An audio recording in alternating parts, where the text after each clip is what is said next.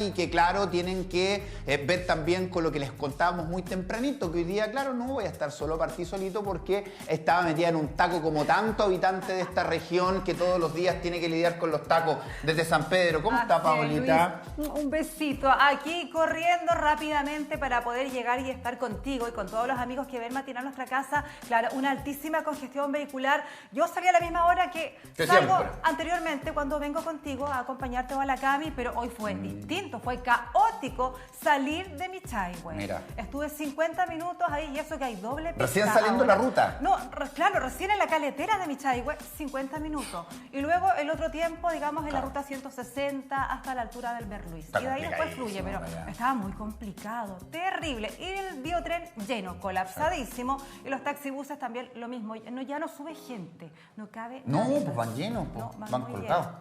Sí, así que... Oye, sorry. No, pero es que es muy importante transparentar esto porque es parte de lo que le está pasando a cientos, por no decir miles de personas en la región del Biobío, que están perdiendo horas médicas, están llegando atrasados a clase, al trabajo, y muchas veces eso trae complicaciones en el trabajo porque, ok, te pueden entender 1, 2, 3 días, pero después hay algunos que se ponen, oye, ya, pero entonces levántate a las 4 de la mañana. Pero no, pues no es vida lo que está pasando hoy día en el sector de la ruta 160, en el sector de San Pedro. Ojalá se pueda mejorar, se pueda agilizar, así que qué bueno poder transparentar esto, Paolita, porque de verdad es el dolor de cabeza de muchas personas todos los días. Y eso que Carabineros de Chile está trabajando en los cruces de Michaihue, Boca Sur, está ahí en la ruta, pero aún así es mucha la cantidad de vehículos, mucha la cantidad de gente que anda y otros que tampoco nos respetan. Seguían subiéndose, digamos, a las ciclovías, a muchos automóviles. Es verdad, es verdad. Claro, hace un tiempo atrás esas cosas no pasaban, sabemos que hay una gran congestión vehicular producto de la gran cantidad de viviendas también que se están construyendo y que no van de la mano con el desarrollo urbano, el desarrollo de nuestras calles, ni tampoco del transporte. Así que, claro, son los cambios que hemos tenido a lo largo de los años, cambios que han sido complicados, otros que han sido beneficiosos, otros que se mantienen, y es lo que nos trae nuestro querido Luis Almendrail, que nos va a hacer viajar en el tiempo, en los orígenes de un lugar maravilloso, a propósito, para ponerle buena energía a esta jornada, como es el Parque Ecuador. ¿Cómo está, Luis? Bien, contento de hablar del Parque Ecuador porque es un espacio que a todos nosotros nos ha marcado de una u otra manera. Lo conocemos, lo recorremos, la feria artesanal, juegos de niños, ¿cierto? De algún modo siempre hay algo. El Cerro Caracol. El Cerro Caracol por sí solo, que ahora está cada vez mejor de lo que uno lo conoció también hace tantos años. Y un tema paréntesis relacionado con lo que justamente estaban hablando antes, y hay más temas aparte de la vivienda. Por ejemplo, la misma cantidad de institutos, universidades, servicios que se instalan en las vías, eso también influye. O sea, a mí me pasa cuando veo Paikaví colapsado a las 8 de la mañana con todos los bocinazos en las micros, que algunos choferes de micro parece que usan bocinas de buque en sus máquinas. Pero también eso tiene que ver porque se instalan nuevos establecimientos, está la Universidad de San Sebastián ahora, la Católica, hay muchas instituciones, eso también requiere una planificación y un orden. Entonces, ¿cómo estamos pensando el funcionamiento de nuestras vías importantes, los horarios y esas cosas? ¿Cómo se pensó el Parque Ecuador hace más de 50 años atrás como un lugar de esparcimiento, como un lugar de disfrute de la ciudadanía o como un lugar obligatorio para no perder la naturaleza que había en el sector? Mira, todo lo que tú dices. Todas las son válidas. Todas son válidas. El Parque Ecuador en realidad tiene sus orígenes como tal. Bueno, el nombre Parque Ecuador ya de la década de 1910. Antiguamente se le conocía como la Alameda de Concepción. Estas fotografías de Odebert Heffer, que son fotografías preciosas que se resguardan en el archivo de la Universidad de Diego Portales, que le mando un gran saludo porque ellos hacen una tarea que es preservar esos tesoros para las futuras generaciones. Fotografías muy importantes. Vemos Concepción a finales del siglo XIX, principios del XX, una ciudad que ya está creciendo, y vemos justamente los álamos que formaban parte de la Alameda de Concepción. Acá vemos una escultura muy famosa que nosotros la conocemos, que todavía está ahí, en la esquina de Caupolicán con Víctor Lamas, la escultura de Martínez de Rosa con su brazo levantado, por supuesto. Y aquí van apareciendo varios temas importantes. Primero, la escala de la ciudad, por supuesto, el puente ferroviario nuevecito, impecable, ¿cierto? Claro. El Cerro Chepe también. El Cerro Chepe, claro. Toda la arquitectura de la ciudad de Concepción, la catedral todavía sin sus torres, pero por sobre todo el espacio Alameda. Pero perdón, esto está tal cual, digamos, pero lo que se ocurrió fue precisamente las alamedas ahí para claro, estirar. se talaron los árboles y se transforma el diseño. Ya. Ahora, El espacio plano, lo planito que quedó entre lo que es urbano más el cerro, es lo que se convirtió en el espacio que conocemos como Alameda. Es lo que quedó.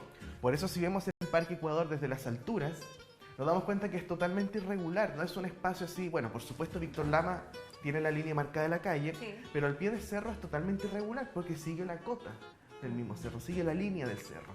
Y eso también obligó a que el espacio parque, el espacio como espacio público, comenzara a ser pensado desde un punto de vista del diseño. O sea, ponerle esculturas, hagamos algo aquí. Exacto, ponerle piletas, una labor de hermoseamiento que tuvo muy ¿Era como se pensaba ahí en ese momento también como el límite natural de la ciudad también? Es que el Cerro Caracol era el límite natural de Concepción, es el límite perceptual, tú lo veías, sí, de cualquier parte, entonces ahí es donde terminaba la ciudad. Concepción estaba confinado entre cerros y ríos. Por un lado el río Biobío, por el otro lado el Andalién. Acá tenemos el Cerro Caracol, los otros cerros que ya estaban urbanizados, acá es donde está el Cerro Amarillo, el Chepe también, el Chacabuco, la Pólvora. Entonces Concepción como centro urbano siempre estuvo de algún modo guardadito entre cerros. Claro, y acá era parque en sí, ¿había juegos para niños ya en esos años? No estaba la noción... ¿Había niños en esa época? No había juegos todavía. No había juegos, o sea, habían espacios para el esparcimiento.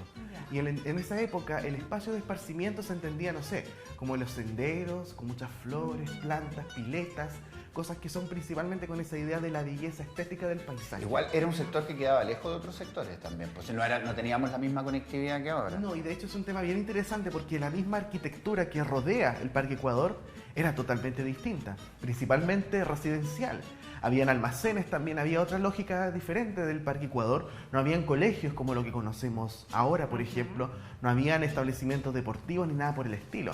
La situación comienza a cambiar ya a finales del siglo XIX, cuando empiezan a aparecer algunas cosas que se incorporan al espacio parque, como fue la Plaza Euskera, que es donde se jugó el frontón de la pelota vasca, a la altura de calle Colo Colo aproximadamente, Colo Colo Aníbal Pinto, Euskera. Y comienzan a aparecer otros recintos, la Casa de los Veteranos del 79 también, por ejemplo, que permaneció por mucho tiempo hasta que se incendió, lamentablemente hace ya varios años, y el espacio parque comienza a tener también otras dinámicas, otros usos. Se habla muchísimo de la belleza que tenía el parque en sus inicios, muchas esculturas, muchas flores, amplios jardines y después claramente la llegada de otros usos como la cancha de tenis, que también tiene su centenario y que también comienza a de algún modo modificar la manera en que entendemos el parque. Cuando empiezan a aparecer las primeras vías vehiculares dentro del parque también con los primeros automóviles y ahí de algún momento el parque comienza a tener otro tipo de importancia y trascendencia. Pero otra cosa interesante siempre es no dejar de vista el entorno. O sea, las grandes casas que se construyen alrededor del Parque Ecuador. ¿Qué casa vemos ahí, por ejemplo? Acá estamos avanzando en el tiempo. Para que la gente se ubique en la casa, nuevamente una foto de la Diego Portales de Obderheffer, fotógrafo canadiense que vive en Chile. Aquí nos encontramos con el parque y fíjense el diseño que tiene. Todas las curvas, esos caminitos, las esculturas entre medio, farolas. Fíjense el pie de cerro también, todo muy bien diseñado. Y esta es la esquina de Aníbal Pinto con Víctor Lamas. Actualmente estaría acá el Liceo Enrique Molina y aún no se construye el liceo. Pero fíjense la arquitectura que está apareciendo, edificios un poco más altos, sí, grandes mansiones, claro, grandes mansiones, son las casas de un piso, pero muy grandes por supuesto. Y así entonces la arquitectura que rodea al Parque Ecuador comienza a tomar ya otras dimensiones, otros caracteres, se demuelen casas muy antiguas de adobe y son reemplazadas por grandes mansiones. Así entonces el entorno de este parque comienza a tener una forma absolutamente distinta. Los que tenían más lucas querían estar más cerca del área verde, como siempre. Eso es cierto. Bueno, pasa bastante, de hecho. Pasó en el sector Pedro de Valdivia, lo que se conocía como Agua de las Niñas, con una vista privilegiada al río, y ahí se desplazaron grandes mansiones. Pero sí es increíble que eso todavía se mantiene. Hoy día usted va a dar una vuelta a los sectores o las poblaciones más estigmatizadas, es muy poco el verde que tiene. Versus las más acomodadas, que obviamente tienen mucho más verde. Bueno, eso que tú tocas es un tema muy relevante que tiene que ver con el derecho al espacio público y el derecho a un espacio público de calidad. O sea, un espacio pensado como espacio público, no el triángulo que quedó resultante de del loteo de la población. Fíjate lo que yo me he dado cuenta a propósito de eso, Luis. No hay áreas verdes, por ejemplo, en esos sectores, pero sí ponen estas plazas con maquinitas saludables ahora. Sí. Eso en realidad tiene una doble lectura, eso de las máquinas. A mí en lo personal creo que... No hay árboles, digamos, es lo más fácil. Es lo más fácil. Son súper caras, no son baratas esas máquinas, pero ahí donde está el rol del espacio público también. O sea, estamos llenando de cosas, ¿con qué fin? ¿Con qué fin? O sea, se usan, por supuesto. Y hay un cuestionamiento hoy día también, bueno, hoy día estamos hablando todo el tema del uso eficiente, del agua y todo, pero eso va en contra de muchas veces el área verde que se necesita, y hoy día están apareciendo más cementos que áreas verdes. Sí, eso hay un es triste. tema de manejo, sí, porque claro, estamos todos de acuerdo que el césped gasta mucha agua y es lo menos eficiente en estos tiempos, pero hay alternativas para el césped. O sea, hay comunas como Las Condes que ya están pensando justamente en otras especies vegetales, en pensar en otro tipo de ornamentación, pero hay un tema económico también detrás. Absolutamente. Y ese tipo de cosas en esa época, digamos, no se hablaba. Y la arquitectura que sí se construyó, Casita, justamente. Esto es Caupolicán, esquina Víctor Lama, donde actualmente está el liceo, frente a la biblioteca municipal. Esta casa, originalmente la familia Spuerer, fue una casa muy importante porque esta casa fue ocupada por la Universidad de Concepción. O sea, era una casa que después se ocupó... Se ocupó por la Universidad de Concepción para los cursos de fisiología. Acá es una casa que tiene, digámoslo así, cargó con los orígenes de la Universidad de Concepción, con sus carreras de ciencia, ahí en la esquina de Víctor Lamas con Víctor Caupolicán, que diga, disculpen. El segundo piso se perdió en el terremoto del 39 y la casa siguió siendo ocupada en las décadas del 40 y 50. Acá estuvieron talleres de arte. Violeta Parra se hospedó aquí también en esto, lo que quedaba de casa cuando estuvo trabajando para la universidad, y lamentablemente la casa terminó por desaparecer con el terremoto de 1960. No se podía hacer mucho. No. Y la universidad también, por supuesto, comienza a crear otros departamentos en torno al arte. Después nace la Escuela de Arte, la Pinacoteca y todo lo demás. Siempre vinculado a eso también, al arte y la cultura. ¿No? Exacto. Y fíjense cómo es la composición de la casa. Tiene antejardín, tiene reja, un balcón precioso, un acceso, pero ese acceso, o sea, imagínense esos arcos. Es realmente notable esta casa que y se harta encontraba. luz también, porque hay muchas ventanas. Muchas ventanas, y esto es solamente una parte. Caupolicán hasta Chacabuco tenía muchas casas similares a esta. Va avanzando el tiempo. Oye, esta es Europa, esta foto es muy bonita, justamente parece que fuese un paisaje europeo. Esto es el Liceo de Hombres ya construido. Qué lindo era. Era bastante bonito. Aquí vemos varias cosas interesantes. Nos encontramos con el Liceo Fiscal, al fondo San Ignacio, Gleisner, la Catedral, y el parque ya comienza a tener una nueva configuración. Fíjense cómo ya desaparecieron algunas de los senderos curvos, ahora es todo un poco más rígido, aparecen más bancas. Pero personas en bicicleta ya. Personas en bicicleta, claro. Y las bancas también ahí reposando. Exactamente. Aquí aparece la casa que les mencioné anteriormente, fíjense. Y todo el resto de Caupolicán, fíjense, varias casas grandes de 2 pisos. De algún modo comienza a cambiar todo el entorno del parque. Y al mismo tiempo, mientras más gente llega a vivir cerca del parque, más se ocupa también el parque. Claro. En la década del 20 y 30, el parque es mejorado sucesivamente. Cambia el diseño, incorporan más nociones de, por ejemplo, no sé, baños públicos, ¿Y eso quién pequeñas lo hacía? la municipalidad. Municipio La municipalidad siempre. a través de la Dirección de Obras y también, por supuesto, las personas que llevaban a cabo las labores de aseo y ornato. El director de obras de los años 30, señor Ramón del Castillo, por ejemplo, fue muy importante en la toma de decisiones de ciertos elementos que disponer en el Parque Ecuador. Estamos hablando del año 1935, 37 aproximadamente. Y así entonces también la arquitectura va cambiando. Pasamos del vacío que había en esa manzana a ahora un tremendo liceo y también nuevas construcciones que fíjense cómo ya va cambiando el panorama alrededor. Claro. En Caupolicán, Aníbal Pinto, Y casas Colo mucho Colo, más altas. muchísimo más altas, claro. Y bueno, también cambia Concepción. La catedral ahora tiene torres, hay nuevas iglesias también, hay diferentes construcciones que van apareciendo. Oye, y muchos cerros se ve, Así como... Muchos cerros, bueno, una vista bastante privilegiada en aquel entonces, porque además el cerro no tenía tantos árboles como los que tiene ahora. El Cerro Caracol de algún modo empieza a ser reforestado en esta misma época. Antes el Cerro Caracol tenía muchas zonas que totalmente eran como rocas, nomás no tenía mayores árboles. Pensé que era lo contrario. Era como mi pelo, con hartos pelones ahí. ¿Y acá dónde estamos? Estamos en la subida Vilem, de la casa Vilem. Esto es Tucapel, esquina Parque Ecuador, claro. digámoslo así, una Todavía casa que está esa todavía casita. existe, sí, un testimonio del antiguo Parque Ecuador, del entorno del Parque Ecuador. Hay que pensar que el parque también no era como lo conocemos hoy, que es gigantescamente largo, ¿cierto? Hay en Pedro de Valdivia hasta la calle Tucapel. Este es, digámoslo así, uno de los límites. Pero el otro límite que tenía el parque era la calle Lincoln. Desde Lincoln hasta Prat habían otras construcciones en lo que hoy en día es el parque, justamente. Habían casas, habían construcciones, estaba el hospicio. que fue un edificio también muy importante y a veces un poco olvidado dentro de la historia de Concepción, bastante largo. Y el hospicio, donde estaba el orfanato, donde iban a dejar niños, justamente, cosas de ese tipo. Dinámicas que hoy en día no están como en nuestro imaginario, pero se daban en Concepción. Pero luego de ahí continuaba nuevamente el parque.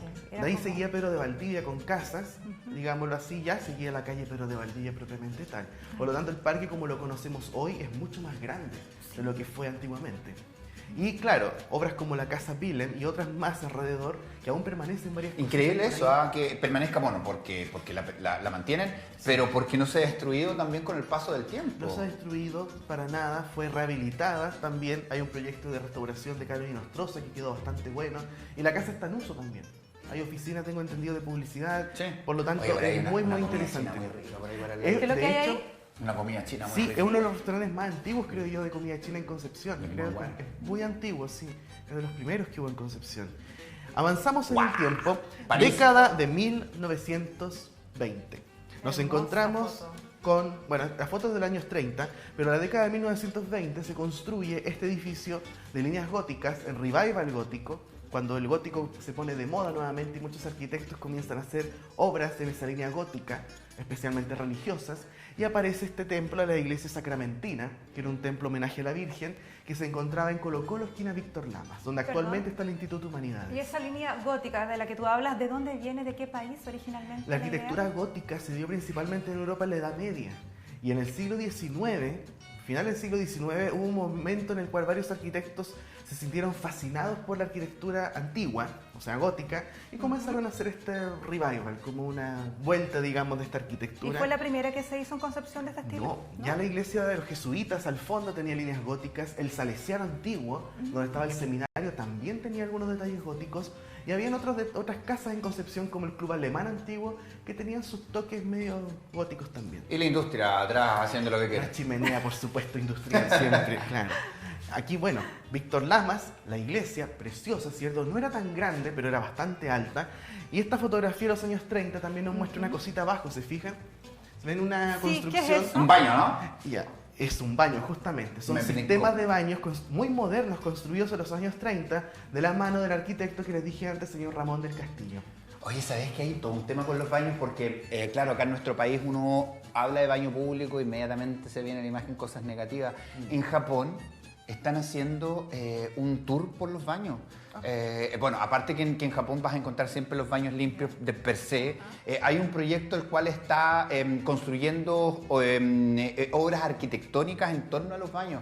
Y están haciendo todo el circuito en Japón y las personas lo están visitando. Son verdaderas obras de arte en el entorno de los baños y lo están sumando dentro de las visitas guiadas, turísticas, y tiene una gran cantidad de visitas. O sea, de partida per se, por cultura, los baños siempre están limpios. Sí. Pero además le están dando toda una arquitectura que se está transformando en un guía turístico. Es un tema muy importante, los baños públicos, que también está relacionado con la arquitectura, está relacionado con el espacio público, está relacionado en cómo nosotros también utilizamos la ciudad, porque es algo importante, es algo muy importante. Veamos algunas comunas que tienen excelentes baños. Estuve en Arauca ayer, por ejemplo, y Arauca tiene un sistema de baños públicos en la plaza muy bueno, muy bueno, al igual que Santa Juana también. Angol también es muy bueno. Aquí nosotros nos denunciaron de aquí el baño de la Plaza Independencia, que está hace mucho tiempo ahí unos baños que estaban malos, sobre todo el de mujeres, que llevaban meses y meses ahí que no se podían ocupar y hay fila todos los días. Ahí están los juegos, Paulita. Aquí eso, justamente, comienzan a aparecer los juegos y comienza a aparecer una configuración más en la línea de lo que hoy en día conocemos como un parque con todo lo que conlleva el parque. Oye, los juegos raros, sí, ¿ah? Los juegos raros son principalmente columpios de diferentes tamaños y también fíjense cómo están separados, cómo empiezan a aparecer otras cosas. Esta casa de aquí, justamente, la Alianza Francesa actualmente, ya estaba esa casa en esa época. ¿Hay un café ahora también? Donde hay un café, justamente. Y bueno, y fíjense cómo en esta foto, que no tiene mucho que ver con el parque, pero se los comento igual, aparece esta torrecita. ¿De qué es? La iglesia de las Trinitarias, ubicada en Cochrane, esquina Aníbal Pinto. ¿Tanta iglesia que teníamos? Mucha iglesia, y de hecho las Trinitarias se fueron después del terremoto del 39, pero quedó el pasaje Trinitarias como un testimonio, homenaje, recordatorio de que en esa manzana estuvieron estas monjas que estaban desde el siglo XVIII en Concepción. Pasaje Trinitarias, ¿verdad? Mira, ahora... Bueno, la iglesia sacramentina aguantó el terremoto del 39. pero no así el del 60. Y después del terremoto del 60 el edificio se demolió por partes, hay unas fotos muy dolorosas de cómo están demoliendo el edificio, y se construyó en su lugar el colegio del Instituto Humanidades, que está hasta el día de hoy en ese lugar. Y claro, la casa donde está la Alianza Francesa y el Café Bac también es muy antigua. Y no solamente esta casa, sino una que está a la izquierda, que no puse la foto porque se ve muy borrosa. Es una casa muy antigua que me he dado cuenta que sus propietarios la cuidan, pero esta también se mantiene casi igual. Sí. Fíjense, muy pocas modificaciones. Muy pocas modificaciones, a lo más el color, que antes era más oscura y ahora es blanca. Y el jardín, alguna que otro detallito, pero independiente de eso, la casa se mantiene bastante bien. Oye, a mí me encanta el tema de los balcones, lo encuentro tan romántico. ¿Para colgar la ropa? No, para uno es que uno tiene que colgar la ropa en los balcones. O darse un besito en el balcón, no sé. Los balcones son fantásticos, concuerdo plenamente contigo. Sí. Y de verdad que la casa que está a la izquierda de la Alianza Francesa, por el lado de Víctor Lamas, es una casa bellísima, que de verdad la mantienen tan bien. Me gusta mucho pasar por ahí y contemplar esa casa, ver cuán bien cuidada está. Oye, y otra denuncia que nos ha llegado acá en nuestra casa, precisamente en esa esquina, una acumulación de agua hace mucho tiempo. Sí. Bueno, y aquí ya nos encontramos con el parque en pleno. Esta es una postal de Enrique Mora, que la traje la original para que la puedan, si es que la quieren. ¿Esta es más contemporáneo? Es relativamente, no, es de los años 30 de hecho. Pero me refiero que ya va tomando la forma. Va tomando forma, justamente. Ya está la cancha de tenis, no se alcanza a ver en la foto. Aparecen calles, fíjense. Los automóviles pueden ingresar al parque. Las zonas de juego están súper divididas. Es súper regular también. No está como lo que vimos en la primera foto. No hay como curvas. No hay curvas ni nada orgánico porque el diseño cambió. Ese diseño comenzó a quedar un poquito más obsoleto. Acá vemos la iglesia sacramentina. Sí, totalmente. Sacramentina, la Casa de la Alianza. Esta es la casa que les digo que todavía existe, que está en muy buen estado y la cuidan muchísimo. El Liceo de Hombres. Y aquí aparece la unidad de baños establecida en el parque. Para no ir a la ramita. Oye, ¿y la biblioteca dónde está? La biblioteca actualmente estaría acá, en esa parte del edificio, en Caupolicán, esquina Víctor Lamas. Oye, la perspectiva, podemos ver todo el río Biobío. Se puede ver todo el Biobío, porque bueno, los árboles, como les digo, eran más bajitos en esa época y, oye, por mucho tiempo los árboles no se podaron, tampoco no había control de eso, por lo tanto, en algún momento no se veía nada desde el cerro, si tú te ibas a los miradores. Y a medida que pasaba el tiempo también los miradores iban cambiando. Pero mira los humos. Mucho humo. Mucha industria, mucho humo. Y no solamente industria, de repente también de las casas, de repente de algunos edificios que tenían incineradores para la basura. Entonces, claro, el tema del humo, se quemaba la basura. De hecho, tuve fotos de los años 40 en Santiago, años 50, tú ves muchas chimeneas que eran de edificios altos, de edificios de 10 pisos, que quemaba la basura en aquel entonces. Tengo una duda. Acá yo veo como un muro pequeño. Sí, eran muros divisores como para separar las zonas de juegos del resto del parque. Entonces, por ejemplo, aquí tienes todo el perímetro que de algún modo tenía confinada la zona de juegos. Y hay una puerta, quiere decir que a lo mejor había cierto horario también para ir posiblemente, a los juegos, claro. O simplemente para que los niños estuviesen resguardados en un espacio. Y qué buen punto ese, porque hoy día hay muchas personas que están pidiendo un parque de perros, de mascotas. Sí. En otras partes, claro, existe esto mismo, sí hay un sector que está cercado para que las personas puedan ir a soltar a sus perros, que con toda la responsabilidad que existe. Sería bueno, porque hay mucha gente que tiene perros. Lo están pidiendo. Y no hay en Concepción de eso. No.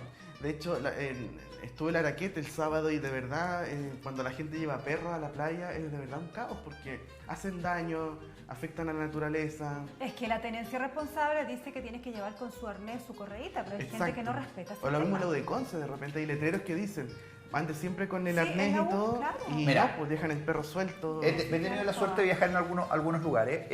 La otra vez estuve en Lima, en el sector de Miraflores, y hay un parque muy similar y que incluso tiene la vista al mar y todo, y que tiene una zona de mascotas. Y es lo mismo, es un sector cercado donde las personas que quieran pueden ir a soltar a los perros sin ningún tipo de complicaciones, porque no se van a escapar, está todo controlado ahí y están pidiéndose mucho tiempo que se haga acá en nuestro país. Y creo que en Santiago hay un par, pero acá en Concepción me parece que no hay ninguno.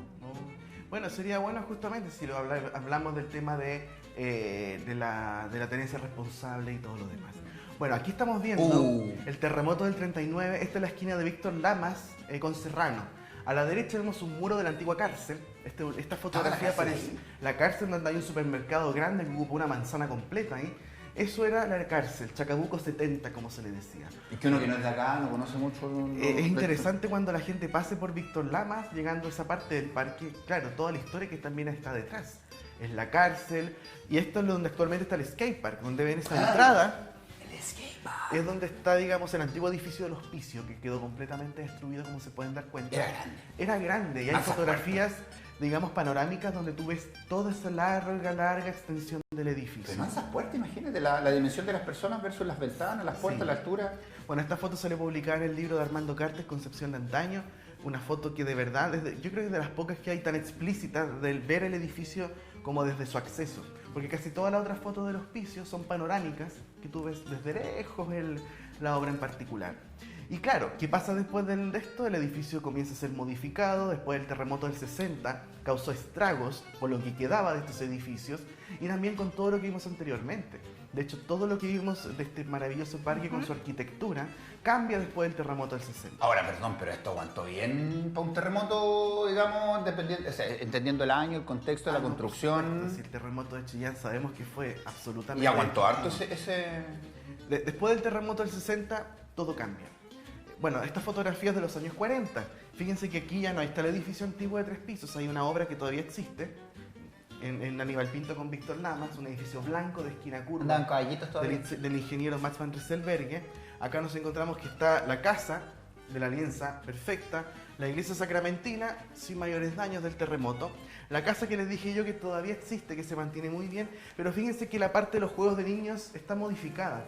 ¿Y a dónde está? Y con esto cerramos. Fíjense, ahí ya no está... Tiene una entrada, no está tan libre, ¿o no? Pero aparece un techo. ¿Y eso qué era? ¿Qué creen ustedes que parece un techo en el Parque Ecuador? Creo que nos trajiste, ahí comenzaron unas viviendas de emergencia. Unas viviendas de emergencia, justamente, que la he mencionado, pero nunca he hablado tan en detalle de esa población. ¿Por qué? Porque después del terremoto del 39, el paisaje del parque cambió. Si bien el terremoto del 60 terminó por borrar gran parte de lo que vemos en esta foto, el terremoto del 39 determinó la pérdida de gran parte del Parque Ecuador. Pasó a ser espacio público reducido, porque hacia Víctor Lamas se instalaron casas, pabellones de madera para damnificados del terremoto. Y eso es lo que vemos ahí. Y eso es lo que vemos ahí, que se armó prácticamente una población. Acá tenemos un pabellón, allá otro, y seguía justamente por Víctor Lamas, o con doble o triple corrida de pabellones. Y eso, la consecuencia que trajo fue que el Parque Ecuador fue mucho más pequeño por mucho tiempo. ¿Se engostó, digamos? Se engostó muchísimo. Y esas casas no iban a durar tanto tiempo. Como todo en Chile. Y al final, ¿qué pasó? Que fue la alcaldesa Esterroa Rebolledo, durante su periodo como alcaldesa, que determinó que el parque tenía que volver a ser el Parque Ecuador que todos de algún modo conocían. Y así entonces se demolió esa población, el parque volvió a ser parque, y las otras poblaciones de reconstrucción se mantuvieron en Manuel Rodríguez, en cerca de Juan de Dios Rivera y Ejército, y en otras partes de Concepción. Increíble, como la burocracia no ha cambiado. Muchas cosas que son momentáneas y que terminan siendo permanentes.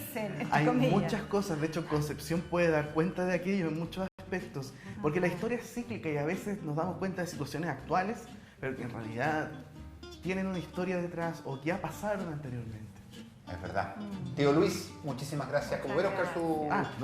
Una foto maravillosa, qué lindo eso. Sí. Porque esto es un tesoro para usted.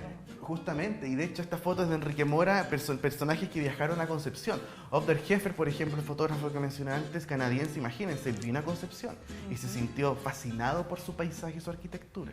Así que claro, son postales que deja la historia para el futuro. ¿Hay caminata estos días o no?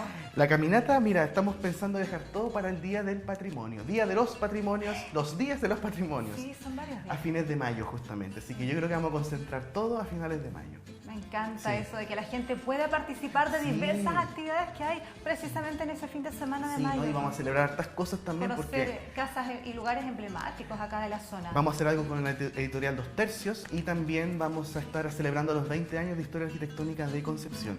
Y desde ya invito a toda la gente de Los Ángeles, 22 de abril, día lunes, vamos a estar presentando el libro de Osvaldo Cáceres en el Centro Cultural Municipal frente a la Plaza de Los Ángeles. Gracias, Bea. No, gracias a ustedes. Ahí nos vemos la próxima semana. Paulita, esto lo sabe usted muy